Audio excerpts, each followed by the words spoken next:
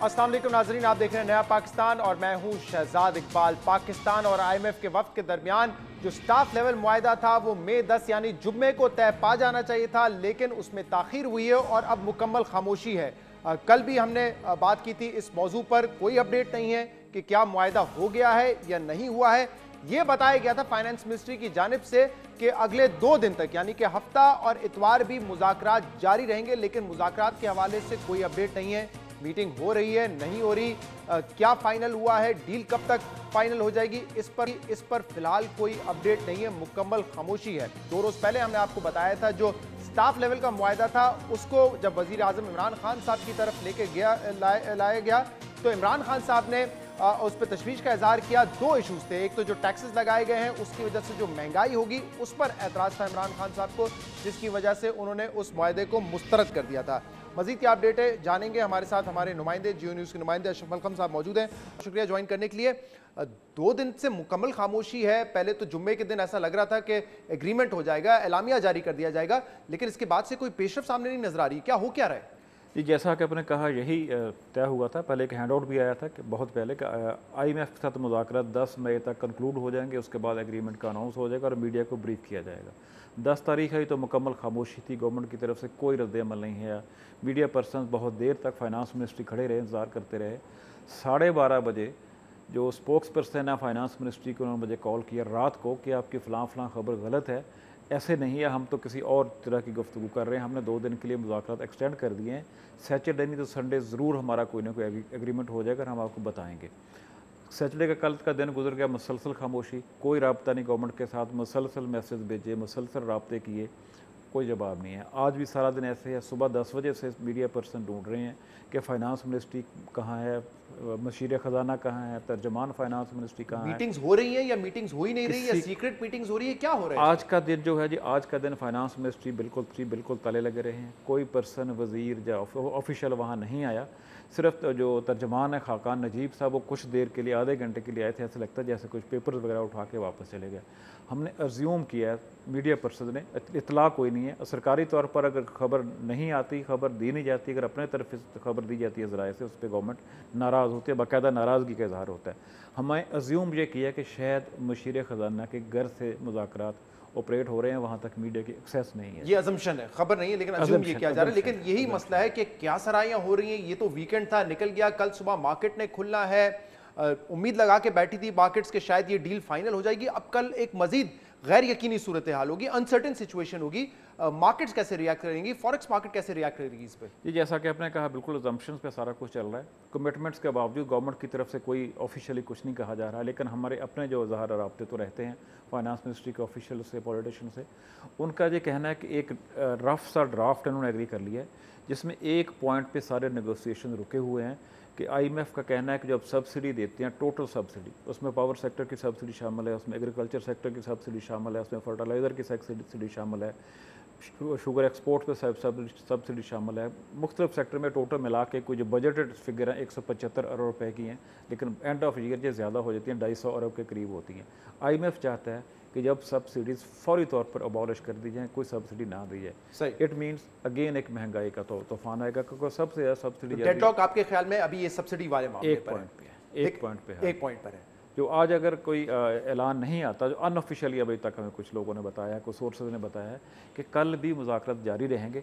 कल शायद मशीर ख़जाना से ज़्यादा ऊपर की सतह की कोई शख्सियत IMF के साथ मुज़ाकरात का हिस्सा बनेगी। अशरफ साहब, मैं इस पर मजीद बात भी करूँगा। इस वक्त हमारे साथ शहबाज ज़ैदी साहब मौजूद हैं, FBR के चेयरमैन। बहुत बहुत शुक्रिया शहबाज ज़ैदी साहब, आपने शहबाज साहब, सबसे पहले तो ये बताइएगा कि IMF के साथ जो मुज़ाकरात हो रहे हैं पाकिस्तानी वफ़द के, ये मामला कहां तक पहुंचा है? क्योंकि हम तो एक्सपेक्ट कर रहे थे 2 दिन पहले कोई खबर आ जाएगी, जो स्टाफ लेवल की मीटिंग है उसके बाद कोई मुआहदा सामने आ जाएगा। देखिए, ये बात IMF वाली बात आप मिनिस्ट्री ऑफ फाइनेंस से करें, मेरा उसमें कोई उस तरह का डायरेक्ट इन्वॉल्वमेंट नहीं है। They are right people to answer that question. तो बतौर FBR चेयरमैन आप इन मुज़ाकरात का हिस्सा नहीं है? नहीं, बिल्कुल हिस्सा है, मगर ये कि इसका कंक्लूड कब होंगे, कब खत्म होंगे, वो डिसाइड करेंगे। अच्छा, कब खत्म होंगे वो डिसाइड करेंगे, लेकिन आज या कल आप इन मीटिंग्स का हिस्सा रहे हैं? मिनिस्ट्री ऑफ फाइनेंस जो कर रही थी। जी बिल्कुल। तो आप भी इस बताने की सिचुएशन में नहीं कि कितना वक्त इसमें लगेगा, क्योंकि नहीं, इस वक्त कुछ बात और डेडलॉक्स किन किन पॉइंट्स पर है शबर साहब इस नहीं, वक्त? मैं इस बारे में पहले कहा है, के बारे में सवाल करना है तो किसी और से बात कर ले, मुझसे टैक्स के बारे में चले, सवाल आप ये कह रहे हैं कि ये नहीं बता सकते आप कि कब तक जो है ये नहीं, मुआहदा हो नहीं, जाएगा, ये- लेकिन आप इन मीटिंग्स का हिस्सा रहे हैं? जी जी बिल्कुल रहा हूँ जी। आप इन मीटिंग्स का कल और आज हिस्सा थे, ठीक है। शबर साहब, अब ये एक जो खबर सामने आ रही है कि टैक्स हमने जो रेवेन्यू टारगेट है उसमें इजाफा करना है 5.3 ट्रिलियन तक जो है अगले साल में IMF कह रही है। जरा बताइएगा कि कैसे मुमकिन होगा? हम देख रहे हैं कि स्लो डाउन है, इस साल मईशत 3.3% से ग्रो करेगी, अगले साल भी कहा जा रहा है कि स्लो डाउन रहेगा, तो ये इतना ऑप्टिमिस्टिक टारगेट कैसे अचीव करेंगे आप?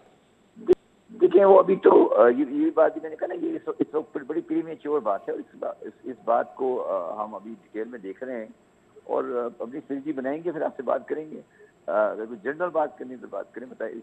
मैं इन जनरली सवाल ये कर रहा हूँ ना शबर साहब कि अगर टैक्स आपने बढ़ाना है तो कैसे बढ़ाएंगे, क्या इकदाम किए तो जाएंगे? ये मतलब ये मैं इस तरह तो आपको ऑफ द कफ तो नहीं बता रहा, पूरा आपने सिस्टम को रिवैम्प करेंगे इंशाल्लाह, और एक तरीके से लेके चलेंगे और टैक्सी बेस को बढ़ाएंगे। जो टैक्स देता है उनको हम सहूलियत देंगे कि वो ज्यादा टैक्स दें, और जो नहीं देता उनको अपने सिस्टम में लेकर आएंगे। ये बिल्कुल सिंपल सी बात है, और टैक्स पेयर का कॉन्फिडेंस बढ़ाएंगे लोगों के गवर्नमेंट पाकिस्तान के ऊपर। जी, क्या इसके लिए जरूरी है कि नए टैक्सेस भी लगाए जाएं, जिन सेक्टर्स को एग्जेम्पशंस दी हुई है वो एग्जेम्पशंस खत्म की जाएं? मैंने कहा ये प्रीमेच्योर बात है, इस पे बात होगी भी जब इससे पूरी फाइनल सामने आएगी तो उससे आपको जरूर से बता दिया जाएगा। चलिए सर, इस साल पे बात कर लेते हैं, क्योंकि इस साल के जो मामलात हैं वो तो प्रीमेच्योर नहीं है। अब 2 महीने का वक्त रह गया है, 350 अरब रुपए का शॉर्टफॉल है, इसकी वजह क्या है और अगले 2 महीने में किस हद तक हम टैक्स टारगेट अचीव कर सकते हैं? देखिए मेरा सवाल है, वो जो मैं तो अभी परसों आया हूँ, मुझे तो उस बारे में उसकी वजह क्या है वो तो डिटेल में देखना पड़ेगा, बैठ के देखेंगे, वो भी आपसे शेयर कर लेंगे।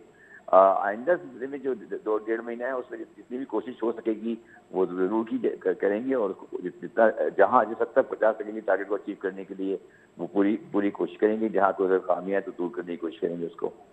4.4 ट्रिलियन का जो टारगेट है इस साल का, वो अचीव हो सकेगा या शॉर्टफॉल ही देख रहे हैं आप अगले 2 माह में? मैं अभी इस वक्त मैंने यही कहा ना कि जब तक मैं ग्राउंड रियलिटीज को आपके सामने नहीं लाऊंगा और एक दफा देख के, क्योंकि मैंने अभी एक ही दिन गुजारा है जुमे का दिन है बिहार में, तो इस वक्त तो मैं पूरे फिगर्स देख के फिर आपके सामने रख सकता हूँ कि डिटेल में कि क्या पोजीशन है और आगे क्या जाना है, मगर कोशिश होगी कि जितना करीब से करीब पहुंच सके वो बेहतर होगा। सही है सर, बतौर FBR चेयरमैन आपने 2 दिन गुजारे, लेकिन आप पाकिस्तान के टैक्स सिस्टम को सबसे बेहतर तरीके से जानते हैं, और एक मसला जो आपके साथ बार बार हम डिस्कस करते रहे वो ये है कि पाकिस्तान में एब्सोल्यूट टर्म्स में तो टैक्स बढ़ रहा है, लेकिन टैक्स टू GDP अभी भी 12.5-13% के आसपास क्लेम किया जाता है हमारा है। इसको किस हद तक बढ़ाएंगे आगे जाकर? और जो इमरान खान साहब कहते रहे कि हमारा पोटेंशियल 8,000 अरब का है, क्या आप जेन्युइनली समझते हैं कि इस मईशत से 8,000 अरब टैक्स इकट्ठा किया जा सकता है? जी बिल्कुल, वो बात बिल्कुल ठीक कहते हैं। उसका ये मईशत में इतनी जान है। देखिए ये बड़ी गलत फहमी है लोगों की कि अगर टैक्स कलेक्ट किया जाएगा तो मईशत का पहिया रुक जाएगा, मईशत का पहिया बेहतर हो जाएगा। पाकिस्तान में उन लोगों के लिए कारोबार करना आसान होगा और वो कारोबार करेंगे जो लोग टैक्स देते हैं। जो लोग नहीं देते वो उनके लिए मुश्किलात होंगी। तो ये एक बड़ा बैलेंसिंग फिगर है। ये परसेप्शन आप लोगों को चेंज करना है कि अगर टैक्स आएगा तो रेवेन्यू क्योंकि हमारी एक बहुत बड़ी तादाद जो टैक्स नहीं देती है, कारोबार करती है, उस सिस्टम में आएगा तो जो टैक्स देने वाला है उसके लिए आसानी होगी, तो वो कारोबार को बढ़ाएगा। तो ये एक बड़ा इसकी इतना सिंपल है, जितना आप लोग इसको इतना सिंपल कर देते हैं कि ये इस तरह होगा। ये इतनी सिंपल इकोनॉमिक्स नहीं है, स्लाइटली मोर डिफिकल्ट सब्जेक्ट। जी नहीं, मुझे तो अंदाजा है शब्बर साहब, मुझे अच्छी तरह पता है, आपको भी अंदाजा है। मेरे ख्याल से आप इमरान खान साहब को भी बता देंगे कि खाली एक ईमानदार वजीर आजम के आने से ऐसा नहीं होता कि लोग आके टैक्स देना शुरू कर देते हैं। इसमें मेहनत करनी पड़ती है, कैरेट एंड स्टिक का इस्तेमाल करना पड़ता है, जो आई एम श्योर आपके प्लान्स में होगा। लेकिन मुझे बताइएगा, अगर स्लो डाउन है मईशत में तो जाहिर सी बात है जो आपके डायरेक्ट टैक्सेस हैं उसको इकट्ठा करने में आपको मुश्किलात पेश आएंगी। तो क्या होगा? क्या हम फिर उसी रिजीम की तरफ रहेंगे जहां पे इनडायरेक्ट टैक्सेस पर ज्यादा रुझान होगा? देखिए बात ये नहीं है, बात ये कि इनकम पे टैक्स देने वाली बात है। इनडायरेक्ट टैक्स रुझान नहीं होगा हमारे यहाँ। आप भी शहजाद जानते हैं कि बहुत बड़ी तादाद में डायरेक्ट टैक्सेस नहीं पे किए जाते, और डायरेक्ट टैक्सेस पे करना है हमें, वो हमें कलेक्ट करने हैं, वो बहुत इंपॉर्टेंट है। लेकिन मैं आपको एक बड़ी छोटी सी बात बता दूं कि हमें अपने टैक्स के बारे में रवैये तब्दील करने पड़ेंगे। जी, जब आप कहीं डॉक्टर के पास जाते हैं, होटल में जाते हैं, ब्यूटी पार्लर में जाते हैं और काम करते हैं, तो आप उसको डॉक्टर टैक्स दे रहा है या नहीं दे रहा वो तो एक अलग सब्जेक्ट है, मगर माशरती रवैया ये है कि हम भी बिल नहीं मांगते। सही। तो ये जो माशरती रवैया है ना, ये तब्दील करना पड़ेगा। वो रवैया तब्दील हो जाएगा और पाकिस्तानी कौम में ये रवैया तब्दील करने की सलाहियत है। सर कैसे होगा, मतलब कोई स्ट्रेटजी तो होगी ये रवैया तब्दील करने? ये रवैया मैंने और आप भी करना है ना, मैं और आप दिल्ली लेते हैं ना जी। मैं टैक्स अफसर को आप छोड़ दें, टैक्स कलेक्टर को छोड़ दें। जब बिल मैं कहीं जाता हूँ, डॉक्टर के पास जाता हूँ, किसी रेस्टोरेंट में जाता हूँ, तो मैं बिल मांगने की जहमत नहीं करता, ना मैं चाहता कि मुझे बिल मिले। तो वो एक रवैया है ना जी। तो ये इसमें पाकिस्तानी कौम को आगे आना है ना। आप दुरुस्त कह रहे हैं शहबाज साहब, और जैसे मैंने कहा इमरान खान साहब कहते रहे कि ईमानदार हुकूमत होगी तो लोग टैक्स देंगे, लेकिन वो वर्कआउट नहीं कर रहा है। देखिए मेरी बात थोड़ी, मैं शायद बात दोबारा इसको दूसरी पहलू में कह रहा हूँ, आप मेरी बात थोड़ी इसको दूसरी पहलू में देख रहे हैं। देखिए मैं ईमानदार और गैर ईमानदार की बात नहीं कर रहा हूँ इस वक्त। मैं ये कह रहा हूँ कि जब हमारा आम आदमी डील करता है इकोनॉमी में, तो उसको डॉक्यूमेंटेशन का कोई एहसास नहीं है। वो ये नहीं देखता कि डॉक्यूमेंटेशन इस मुल्क के लिए बेहतर है। मैं उसकी टैक्स जो सर्विस की बात है, जो प्रोवाइड कर रहा है, मैं उस बात कर रहा हूँ जो सर्विस दे रहा है। जब आप रेस्टोरेंट जा रहे हैं, जब आप किसी डॉक्टर के पास जा रहे हैं, तो आप कैश इकोनॉमी को प्रमोट हम खुद कर रहे हैं ना जी। हम खुद रसीद नहीं लेते, हम रसीद देना पसंद नहीं करते, हमारा रवैया नहीं है। तो मेरे ये कोशिश है, और इमरान खान साहब की भी सबकी पूरी हमारी बातचीत की कोशिश ये होगी कि हम एक रवैया ऐसा लाएं कि लोग कहें कि हमें रसीद चाहिए। ये रवैया कैसे आएगा? मतलब डॉक्यूमेंटेशन की तरफ आप लेके जाना चाह रहे हैं ताकि इन्फॉर्मल इकोनॉमी जो है। नहीं, डॉक्यूमेंटेशन मैं नहीं ले जाऊंगा, आपने जाना है सर। सही, मैंने नहीं ले जाना किसी को। बिल्कुल ठीक है, हम सब ने मेहनत करनी है इसमें। लेकिन एक एतराज आपने सुना होगा कि इमरान खान साहब ने 2 से 3 मरतबा कहा है कि अगर एफबीआर ने काम नहीं किया, परफॉर्म नहीं किया, हम पूरा इदारा ही खत्म कर देंगे। क्या एफबीआर के अंदर इतने बुरे हालात हैं? अभी मुझे पता है आपको 1-2 दिन हुए, लेकिन आपका ताल्लुक तो रहा है एफबीआर, आप कम्युनिकेशन आपकी होती रही है।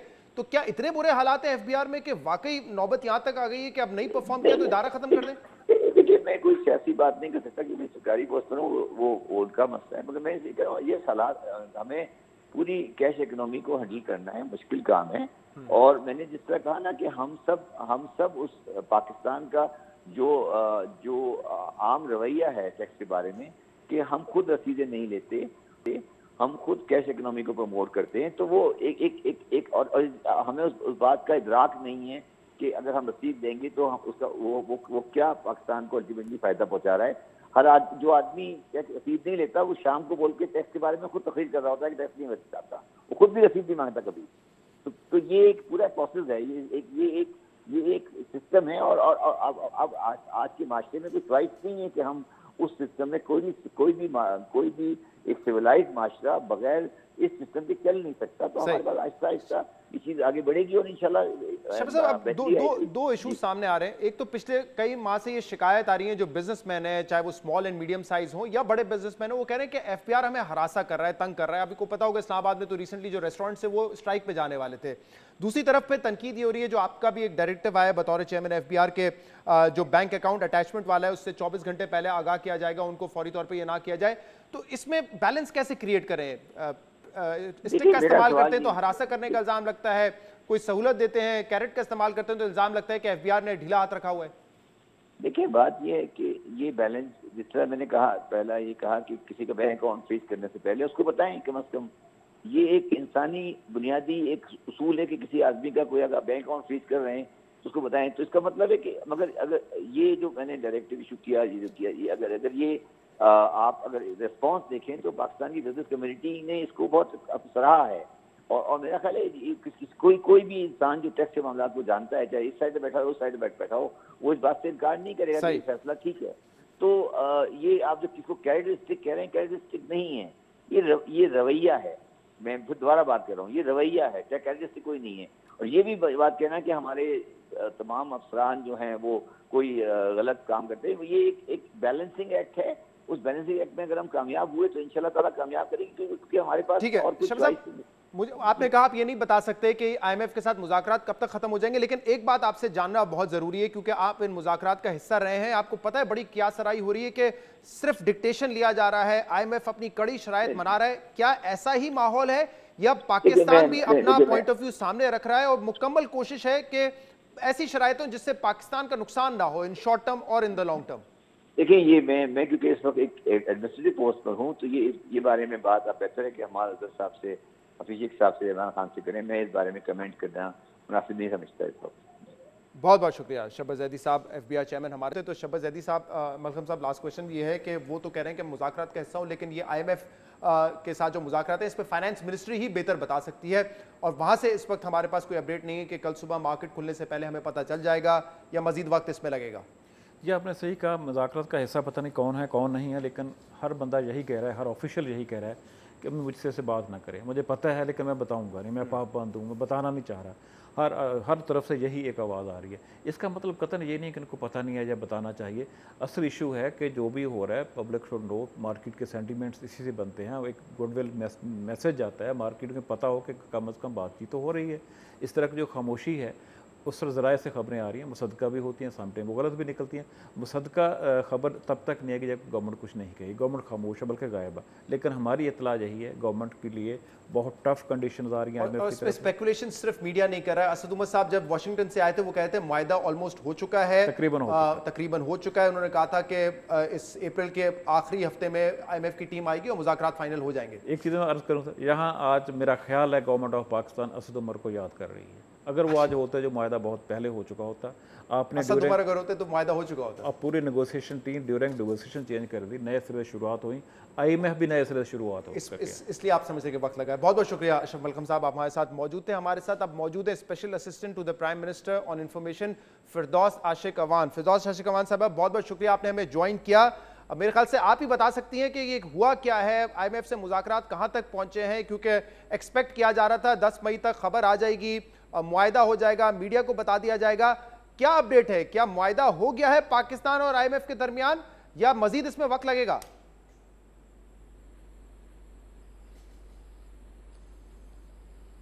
बिस्मिल्लाहिर्रहमानिर्रहीम। सबसे पहले तो शहजाद मैं आपकी शुक्र, देखिए ये मैं आपकी सारी गुफ्तगू सुन रही थी, यकीनन ये आपके जायज़ एक्सपेक्टेशंस भी हैं और क्यास है, लेकिन इसके साथ साथ कुछ थोड़ा सा जो अबहाम आप समझ रहे हैं वो ऐसा नहीं है। जब दोनों इंस्टीट्यूशन, एक फ़िनांस मिनिस्ट्री और एक इंटरनेशनल मालियाती फ़ंड जो है आपस में बैठते हैं, तो कुछ चीज़ें टेबल पे जब ला के कंसल्टेशन और डिस्कशन में इन्वॉल्व होते हैं तो उसमें किसी सूरत भी ये नहीं होता कि एक ही फ्रीक अपनी बात मनवाता है और दूसरा उसमें बात नहीं करता। ये एक डायलॉग प्रोसेस है उस नतीजे पे पहुंचने के लिए, और डायलॉग के ज़रिए ही आप कंसेंसस क्रिएट करते हैं। वो डायलॉग का अमल जो है वो जारी है। प्राइम मिनिस्टर ऑफ पाकिस्तान, जिसका नाम वज़ीर आज़म इमरान खान है, वो कभी भी पाकिस्तान के 22 करोड़ अवाम के मफाद पे कंप्रोमाइज़ नहीं करेगा। पहली बात तो आप ये रखें कि हमारे लिए वो IMF हो, एशियन डेवलपमेंट बैंक हो, वर्ल्ड बैंक हो, सबसे पहला इंटरेस्ट जो है वो पाकिस्तान का इंटरेस्ट प्रोटेक्ट करना है। नेशनल इंटरेस्ट जो है हमें हर इंटरेस्ट से सुप्रीम है। उसके बाद पब्लिक इंटरेस्ट है। अब वो पब्लिक इंटरेस्ट क्या है कि हमारे वो लोग जो इस वक्त महंगाई की वजह से परेशान हैं, हम किसी ऐसी नई निगोशिएशन में किसी तरह से भी ऐसा कोई डायरेक्ट इनडायरेक्ट ऐसा बोझ नहीं डालना चाहते जो हमारे अवाम में उठाने की सकत ना हो। फिरदौस आशिक अवान साहब, मुझे इस पे पूरा यकीन है आप हो या वजीर आजम इमरान खान साहब, वो नेशनल इंटरेस्ट में फैसला करेंगे, वो पब्लिक इंटरेस्ट में फैसला करेंगे। लेकिन सवाल ये पैदा होता है कि क्या हम इस पोजीशन में है, क्या हम इस तगड़ी पोजीशन में है कि हम अपनी बात मनवा सकें? पर हम खड़े हुए हैं, वहां पे हमारी IMF, वहां पे हमें ज्यादातर बातें IMF की माननी पड़ेंगी। ये एक रियलिस्टिक सिचुएशन है। लेकिन सवाल इस वक्त ये पैदा होता है कि कब तक ये मुआहदा हो जाएगा। इस हवाले से हुकूमत पाकिस्तान बिल्कुल खामोश है। ये जो गैर यकीनी की सूरत हाल है, ये मार्केट्स के लिए, ये मुल्क के लिए, ये बिजनेस कम्युनिटी के लिए बड़ी डैमेजिंग है। इस पे कोई क्लैरिटी नहीं आ रही है हुकूमत की जानिब से, ये मैं आपसे पूछ रहा हूं।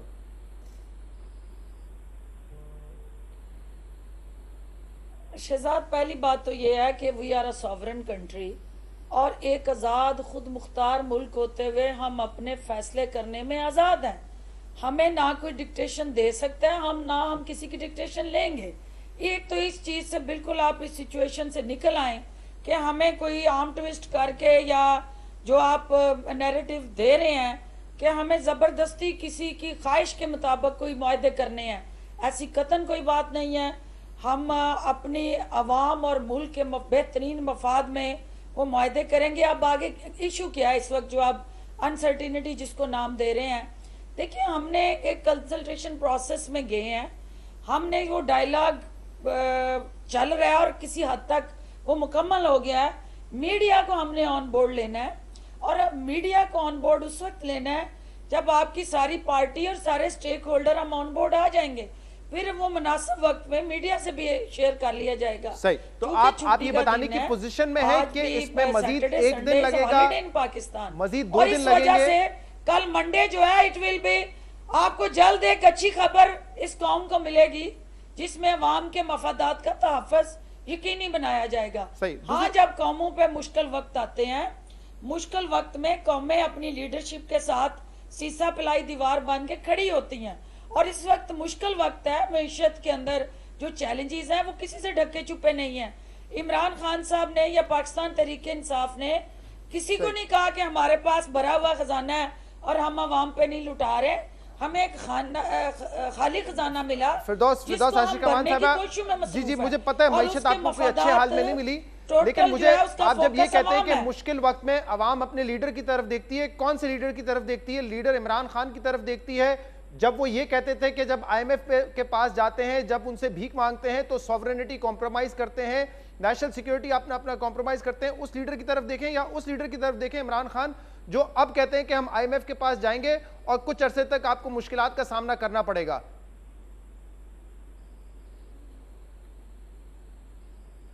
देखिए, लीडर पाकिस्तान में एक ही है जिसका नाम इमरान खान है, बाकी लेकिन उस लीडर के 2 मौक़िफ़ रहे हैं। अगर ये लीडर होते तो ये प्लान करते इस मुल्क के लिए इस वक्त जो ये डूबती, इसलिए कि लीडर जो होता है वो आने वाली नस्ल के लिए प्लान करता है। जो सियासतदान होता है वो short term political interest based policies बनाता है, जिसकी कीमत इस वक्त ये कौम और ये मुल्क अदा कर रहा है। अब आप कह रहे हैं कि नेशनल सॉवरेनिटी, देखिए हम ये सारी चीजें जो इमरान खान के अल्फाज आप बार बार दोहरा रहे हैं, इमरान खान के किसी वहमो गुमान में भी नहीं था हमें कि ये जो बढ़ के मार के आस्तीने चढ़ा के ये मेट्रो और ऑरेंज ट्रेन और रोज जो है दिन की रोशनी और रात की तारीकी में कर्जे पर कर्जे ले रहे हैं, ये मईशत को इमरान खान साहब को बखूबी पता था। उन्होंने अपनी पूरी सियासी कैंपेन, अपनी पूरी इलेक्शन कैंपेन इसी बात पे लड़ी है कि पीपल्स पार्टी के दौर में कर्जा 6,000 से 15,000 हो गया, फिर PMLN के दौर में 15,000 से 30,000 अरब हो गया। ये इमरान खान साहब हमें बताते रहे तो उनको बखूबी पता था क्या हालात है, और मैं इस चीज पे ब्लेम नहीं कर रहा। IMF पे जा रहे हैं, दुरुस्त कर रहे हैं, ये वक्त की जरूरत है। मैं सिर्फ आपको याद दिला रहा था कि माजी में उनके स्टेटमेंट कुछ और थे। ये बात बिल्कुल ठीक है, प्रैक्टिकल अप्रोच होनी चाहिए, सियासी पॉपुलिस्ट स्टेटमेंट के पीछे हमें नहीं छुपना चाहिए। माजी के स्टेटमेंट्स उन्होंने उस वक्त भी अवाम के मफाद में स्टेटमेंट्स दिए, अब भी अवाम के मफाद में स्टेटमेंट्स दे रहे हैं। ठीक है, उस वक्त भी उनके सामने शहजाद, जब आप स्टेटस को चैलेंज करते हैं, मैं सुन रही थी कि शबरजादी साहब से आप पूछ रहे थे, मुझे बताएं कि आपका टोटल सोशल फैब्रिक जो है वो जिस किस्म के माइंडसेट का शिकार है, यहाँ पे अपनी अपनी जात का मुफाद जो है वो सबसे पहले सुप्रीम और प्राइम है।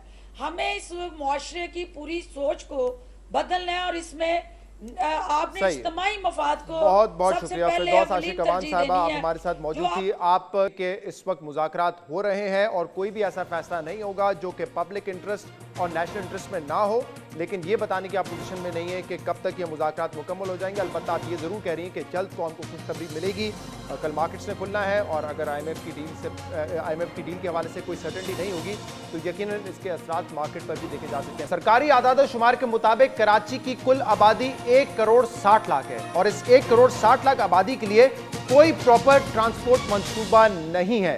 2011 में जहां पे कराची में 22,000 बसेज होती थी वो 2014 में घटकर 12,000 रह गई और अब वो 6,500 बसेज रह गई हैं जिनकी हालत इस वक्त खराब है। खस्ता हालत में ये चलाई जाती हैं और कराची की आवाम सफर कर रहे हैं। पिछले 10 साल में पाकिस्तान पीपल्स पार्टी ने ट्रांसपोर्टेशन के हवाले से कई मंसूबों का ऐलान किया, कई वादे किए, लेकिन कोई मंसूबा मुकम्मल ना हो सका। फिर वफाकी हुकूमत ने कहा कि हम ग्रीन लाइन मंसूबा बनाएंगे, लेकिन 2017 के आखिर तक वो ग्रीन लाइन मंसूबा मुकम्मल होना था जिसकी बसें सिंध हुकूमत ने खरीदी थी, वो मंसूबा भी ताखीर का शिकार है। और अब पाकिस्तान तहरीक इंसाफ की हुकूमत ने कहा है कि हम वो मंसूबा मुकम्मल करेंगे। अब ये मंसूबा 2019 में मुकम्मल होगा, 2020 में मुकम्मल होगा, ये कहा नहीं जा सकता। लेकिन अवैध शाह साहब जो कि ट्रांसपोर्टेशन मिनिस्टर हैं सिंध के, उन्होंने एक अच्छी खबर सुनाई है।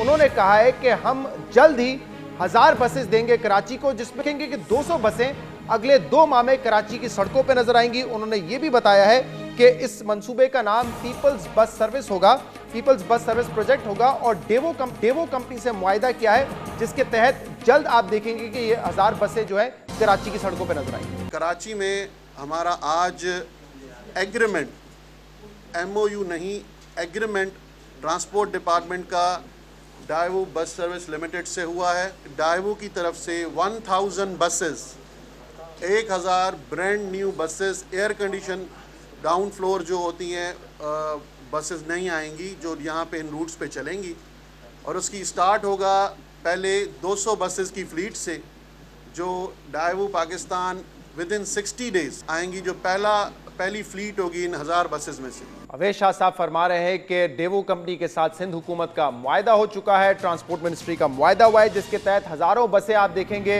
कि कराची में चलाई जाएंगी, जिसमें से 200 बसेस जो हैं वो 2 माह में आपको नजर आएंगी, और पीपल्स बस सर्विस प्रोजेक्ट है। अवैध शाह साहब की जगह नासिर शाह साहब इस मनसब पर फाइज थे पिछले दौर में पीपल्स पार्टी की पिछली हुकूमत में, और उस वक्त उन्होंने भी यही कहा था कि पीपल्स बस सर्विस प्रोजेक्ट का आगाज कर दिया है, हजारों बसें कराची में आएंगी, सड़कों पर चलेंगी, और आप देखेंगे कि जून 2017 तक 600 बसेस सड़कों पर नजर आएंगी।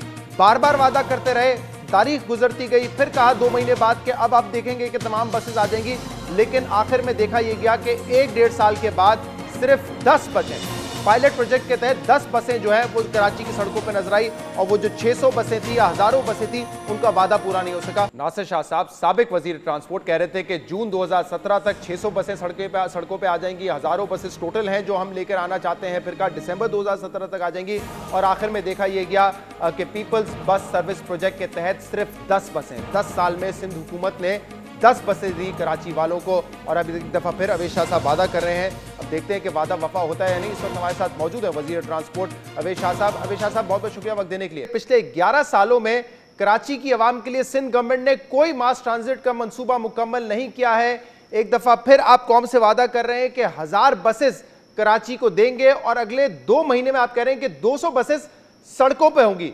जब पिछले वादे पूरे नहीं किए गए तो ये वादा कैसे पूरा कर लेंगे फिर आप?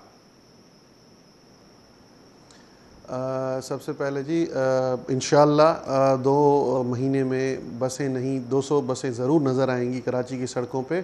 आपने जो सवाल किया कि पहले वादे किए गए और वो पूरे ना हुए, तो इस वक्त कोई भी इन पे रिलाय नहीं कर रहा।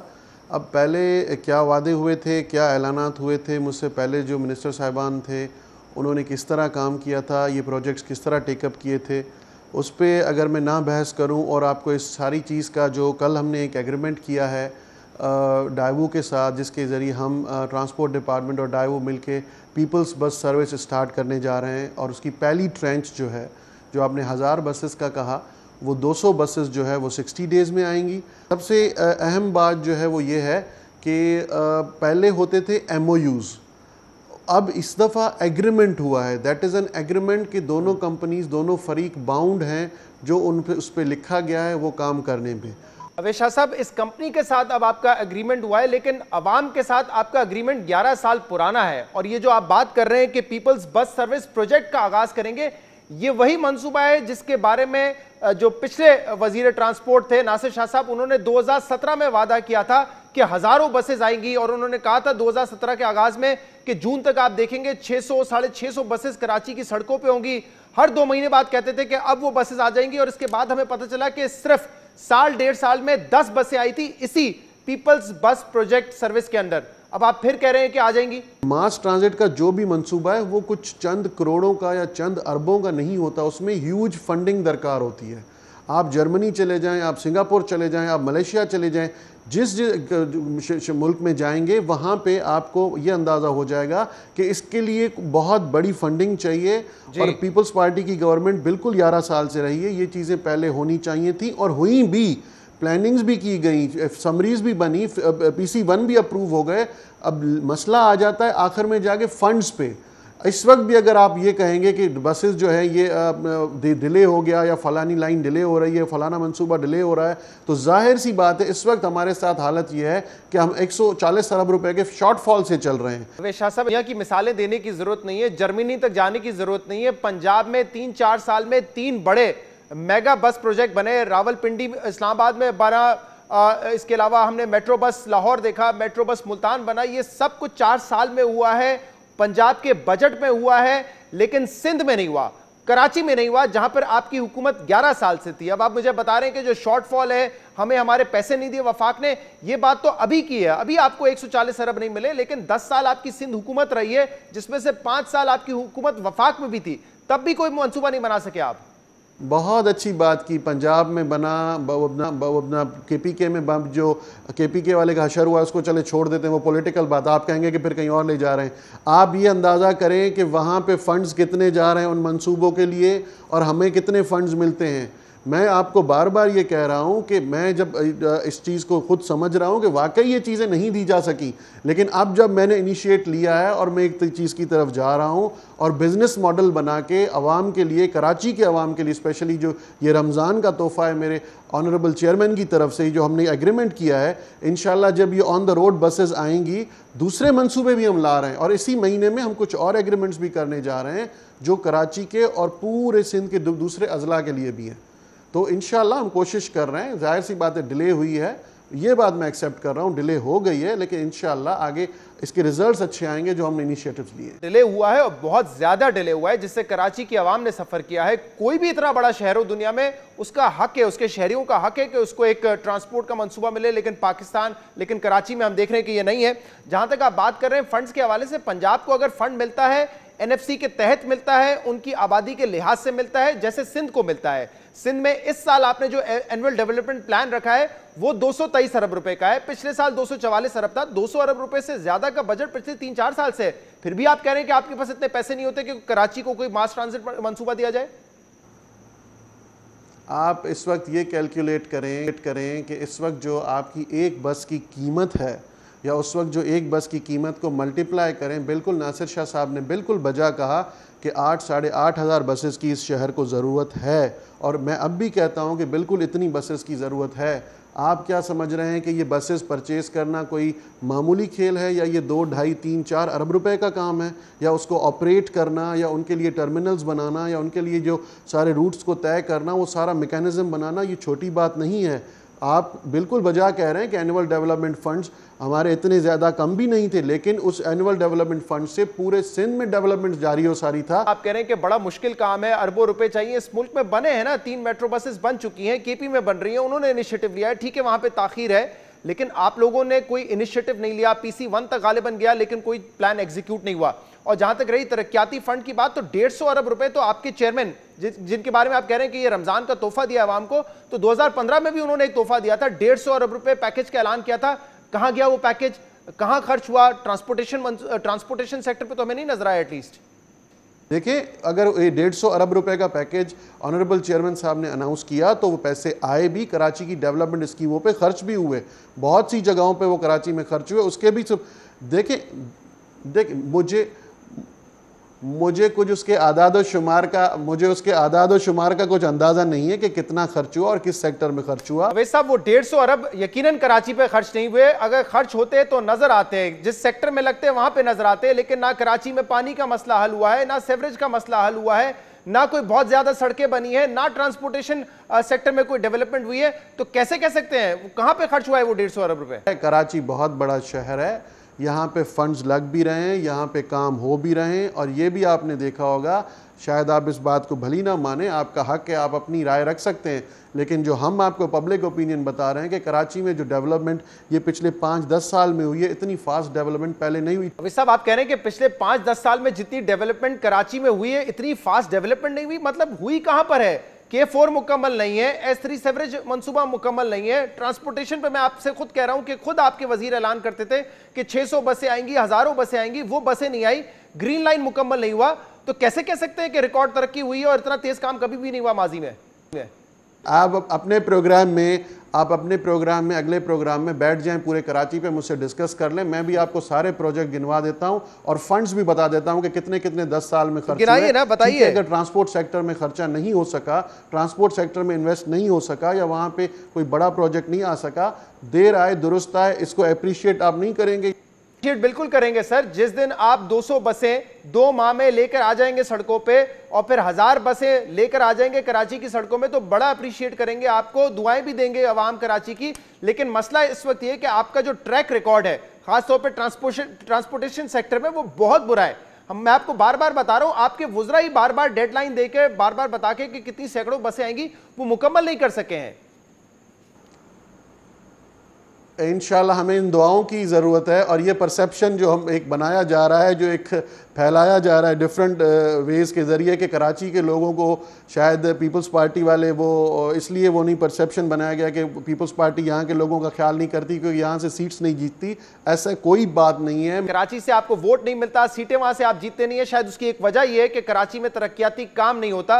और ये सवाल आज का नहीं है, कई सालों से ये सवाल उठ रहा है कि कराची में तरक्याती काम नहीं हुआ है। लेकिन एक जो ग्रीन लाइन वाला मामला था, जरा ये बता दीजिए ये कहां तक पहुंचा है? क्योंकि वफाक ने इंफ्रास्ट्रक्चर बनाना था और सिंध हुकूमत ने बसें खरीदनी थी। ये मामला कहां तक पहुंचा है, कब तक मुकम्मल हो जाएगा? मैं ये बता दूं कि ग्रीन लाइन को मैं कंप्लीट होते हुए 2020 तक नहीं देख रहा हूं, क्योंकि ये सारा मंसूबा फेडरल गवर्नमेंट ने टेकअप कर लिया है। इमरान खान साहब सितंबर के महीने में कराची में आए थे, गवर्नर हाउस में आके कह के गए, एंड इट इज़ मिनटेड। KIDCL की मीटिंग में honourable prime minister of Pakistan ने कहा है चीफ मिनिस्टर ऑफ सिंध को कि हम आपको पूरा प्रोजेक्ट कंप्लीट करके 2 साल प्रोजेक्ट को रन करके उसके बाद सिंध गवर्नमेंट को देंगे। दैट मीन्स वो बसेस भी खुद दे रहे हैं, वो कंप्यूटर सिस्टम भी खुद लगा रहे हैं, जिसका उन्होंने इनिशिएट लिया ही नहीं है। तब 2018 वजीर आजम बनने के बाद 2018 सितंबर में इमरान खान साहब ने कहा कि पूरा मंसूबा हम मुकम्मल करेंगे, लेकिन ये मंसूबा 2017 के आखिर तक पिछली वफाकी हुकूमत ने उसका इंफ्रास्ट्रक्चर मुकम्मल कर लेना था। आपने बसें खरीद ली थी, लेकिन ये होना था दिसंबर 2017 तक। अब आप कह रहे हैं कि सिंध हुकूमत की जिम्मेदारी नहीं है, वफाकी हुकूमत ने ये मंसूबा मुकम्मल करना है। बहुत बहुत शुक्रिया।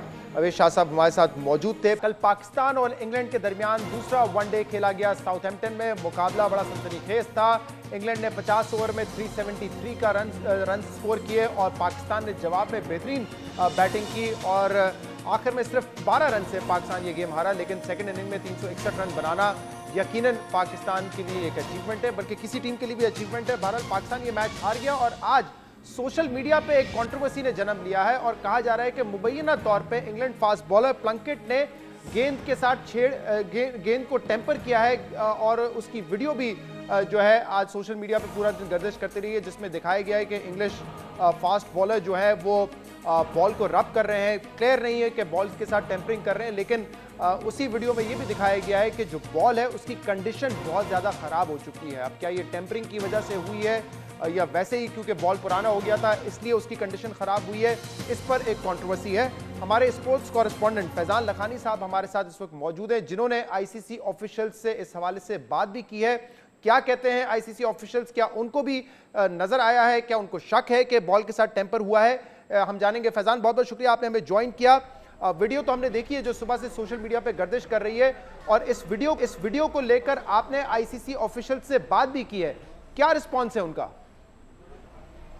जी हाँ, ICC ऑफिशियल्स का यही कहना है कि वीडियो के हवाले से जो उनका मैसेज ICC से हमें जो मिला है वो यही है कि जो मैच ऑफिशियल्स है वो इस बात पर कन्विंस्ड है और उनको कोई शुबा नहीं है कि यहाँ पर कुछ गड़बड़ हुई हो, तो कोई गड़बड़ का इम्कान नहीं, क्योंकि ICC ने मजीद इसमें यह भी वाज़ेह किया कि हर ओवर के बाद जो ऑन फील्ड एम्पायर्स होते हैं वो गेंद का मुआयना करते हैं। तो आज जब ये दोबारा एक कंट्रोवर्सी हुई, हमने भी ICC से रब्ता किया और लोगों ने भी ICC से ऑफकोर्स रब्ता किया।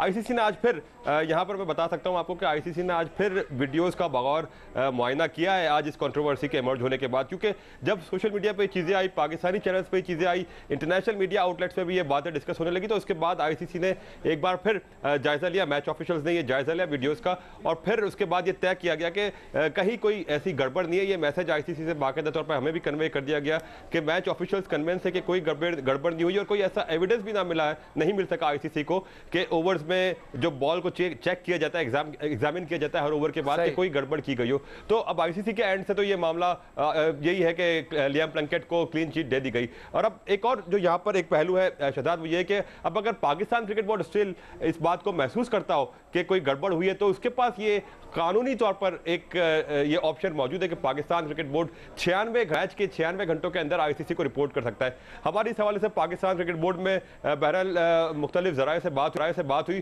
तो इस वक्त जो एज वी स्पीक शहजाद, तो पीसीबी फिलहाल इस मूड में नहीं है कि इस मामले को दोबारा आईसीसी में उठाए। बट ये चीज़ बहरहाल पाकिस्तान के कैंप में भी पाई जाती है कि अगर इस तरह की कंट्रोवर्सी, शायद इस तरह की चीज़ कोई पाकिस्तानी प्लेयर के साथ होती तो रद्द अमल प्रॉब्लम मुख्तलिफ हो जाता, लेकिन इंग्लिश प्लेयर है तो फौरी तौर पर आईसीसी ने उसको क्लीन चिट दे दी।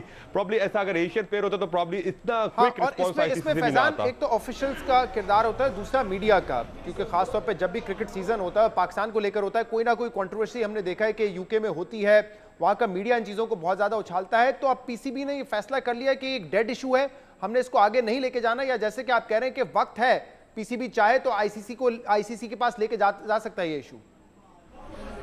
देखिए, कवानीन तो इस बात की पाकिस्तान क्रिकेट बोर्ड को ऑप्शन देते हैं कि जो कानून है वो ये इजाजत देता है कि जो पीसीबी का सीईओ है वो आईसीसी को 96 घंटे के अंदर रिपोर्ट कर सकता है। लेकिन जो जितनी अब तक हमारे पीसीबी के जराये से बात हुई, उनके लिए प्रॉब्लम ये कि वो मजीद इस मामले पर शोर नहीं मचाना चाहते।